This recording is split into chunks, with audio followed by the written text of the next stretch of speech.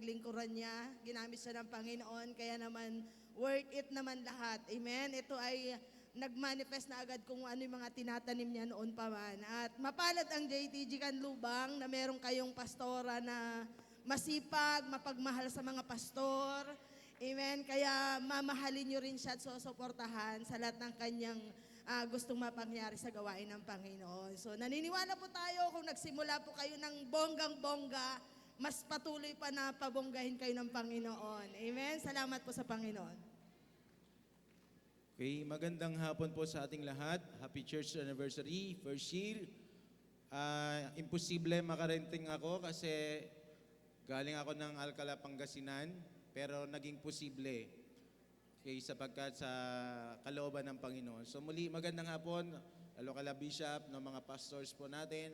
Sumasaludo po kami sa leadership ni Pastor Ronnie. Salamat po sa kanyang buhay, sa inyong buhay. Okay, gusto ko lang din na bigyan pa ng yung walang imposible, kundi ay lahat ay posible sa may mga pananalig sa Diyos. Tama po ba? Lahat ay posible sa mga may pananalig at gumagawa sa Panginoon. Sapagkat mapangyayari mga bagay na hindi nila inaasahan. Yan po yung pangako ng Panginoon, kaya may reward sa mga naglilingkod sa Kanya. So, posible ang lahat para sa inyo, mga JTG Kanlubang. Salamat po at pagpalain po tayo ng Panginoon. Amen. Praise God. Amen. Kaibigan din po ng ating pastora at malapit sa kanyang puso. Amen. From CGCF, JTG Angat, Bulacan, tawagin po natin ang ating Pastor Mark and Pastora Jonaline Mariano. Amen. Sige po, palakapakan po natin ang ating Panginoon. Good afternoon po sa ating pong lahat, sa ating pong Bishop Glenn and Pastora Manel. Kami po ay bumabati from CGCF JTG Angat, Bulacan. Kami po ay bumabati ng happy first anniversary po sa JTG Kanlubang. Naniniwala po tayo na mas higit ang gagawin pa po ng Diyos. Amen. Sa iglesia pong ito, sapagkat sa Diyos po walang imposible. And of course, congratulations po sa isa sa aking Lodi pagdating sa paglilingkod sa ating pong Pastora Jeremy. Pwede po ba palakpakan po natin ang mighty woman and anointed woman of God, ang ating pong Pastora Jeremy. Congratulations po at mahal na mahal po namin kayo. Amen. Magandang hapon po ulit sa lahat. On behalf of CGCF JTG Angat Bulacan po, kami po ay bumabati ng happy first anniversary po sa ating napakasipag, napaka-anointed, very supportive, at isa po sa aming hinahangaan na lingkod ng Diyos, Pastora Jeremy. Happy anniversary po at sa buong leadership po ng JTG Kanlubang. Happy anniversary po.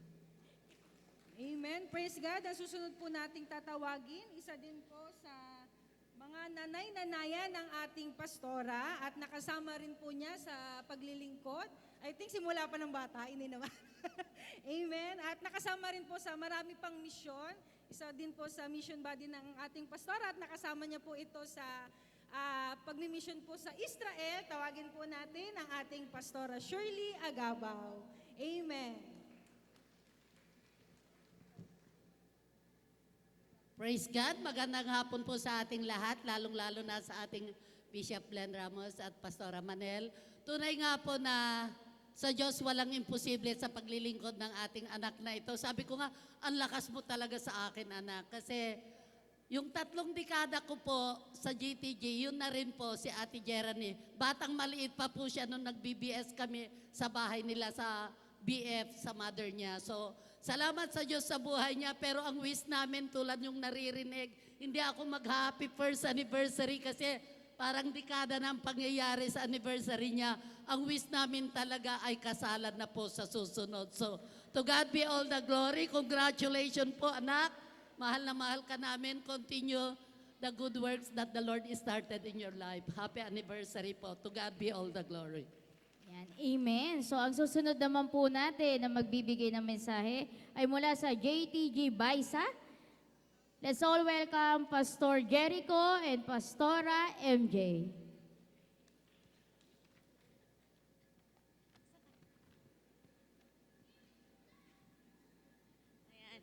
Happy Happy anniversary po, JTG Canlubang, kay Ate Pastora Ronnie. Sabi ko nga po, kausap ko siya kanina, Ate, parang isang dekada na yung anniversary nyo.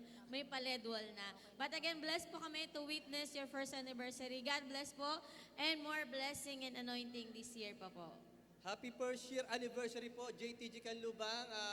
We are happy po to witness po sa inyong anibersaryo. At good afternoon din po sa ating Bishop Glenn and ating Mami Manel. At syempre po sa mga pastor, happy po kami na makasama kayong lahat. At higit po sa lahat, naniniwala ako sa Diyos walang imposible. Sabi nga ng Bible, rejoice in the Lord, always, I say it again, rejoice. Alam niyo po, walang imposible sa Diyos, pero may proseso po. Lagi lang po tayong maging masaya. Katulad po nung sabi ng ating pastora Shirley Agabao, na sa susunod na po wedding. Isa lang po nakita ko, maglagay kayo ng mga worshiper na lalaki. Puro babae kasi. Para po maging balance.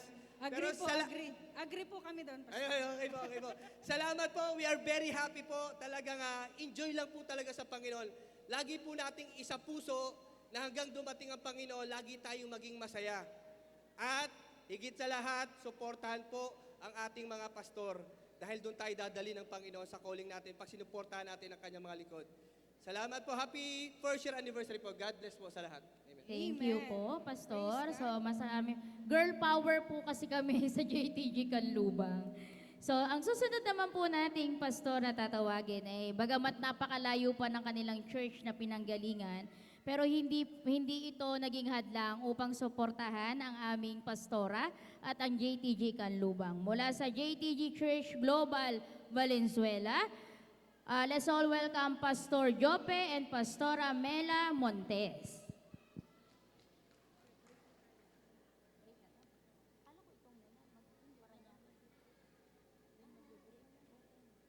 Praise God! Magandang hapon po. Nakakatuwa no first year anniversary. Andito tayo sa napakalaking lugar. At nakakatuwa dahil nakikita natin ang JTG Global talagang palaki na ng palaki. Kahit siguro zero anniversary, nandito tayo. But anyway, walang imposible. Amen. Thank you kay Pastor Ronnie. Meron lang akong dyan. Meron lang akong, anong tawag doon?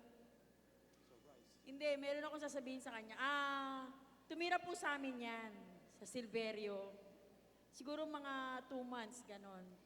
At nakita ko talaga kung paano siya umuuwi, na pagod mula sa ministry. At alam ko po na ang mga anak ko po ay under niya. At ang mga anak ko po ngayon ay naglilingkod kay Lord dahil po kay Ate Ronnie. Kung paanong minsan yung mga under ng mga anak ko napapaiyak, sabi ko siguro ganito yung ginagawa ni Romy sa mga anak natin. Pero alam niyo po, napakaganda dahil yung mga napaiyak ngayon nanatili sa church. Dahil ang nanguna ay ang Santong Espiritu. Nanguna yung pagtutuwid ng Santong Espiritu. Kaya sabi nga kanina pa, pahalagahan niyo po ang inyong leader dahil may anointing po na dapat yung pahalagahan sa kanya.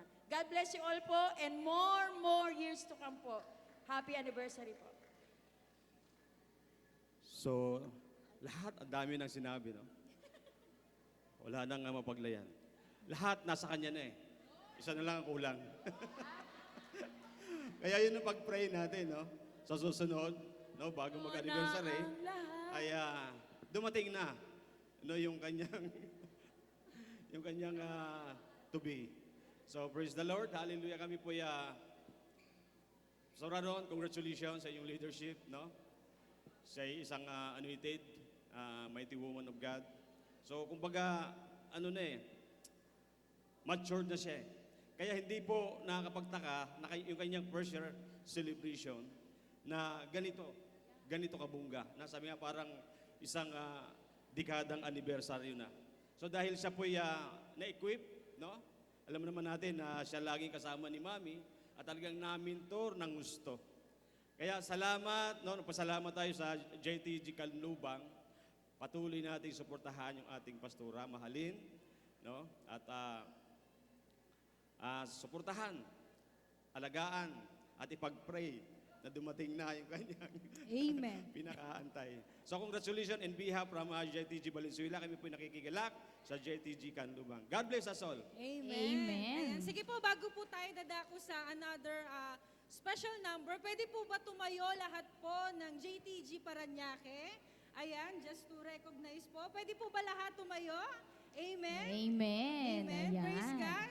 Salamat po sa buhay nyo. Salamat po sa suporta. Salamat po sa pagmamahal. Amen. Praise God. Okay, na-ready na sila. So, puputulin po muli natin ang ating pagbati upang bigyang daan ang aming pinaghandaang special number. Ayan. Inaantok na po ba kayo? Hindi. Nagugutom na po ba kayo?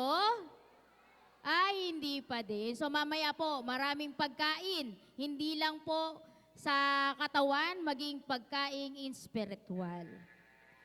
So, in our church, our pastora always remind us that our church is not all about